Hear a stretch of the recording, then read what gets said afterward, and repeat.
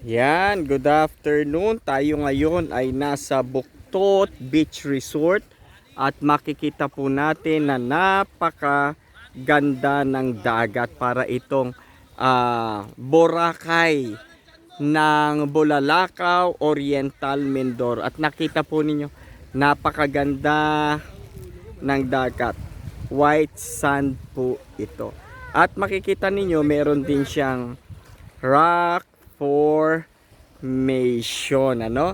So ito yung ating third destination dito po sa Exploring Bulalakaw Oriental Mindoro. Yan, sige, lapit tayo. Napakaganda, napakalinis. Yan, ano? Ito yung rock formation nila. Sige, titingnan po natin kung gaano kaganda at kung gaano kalinis. Yan. See? At ito ang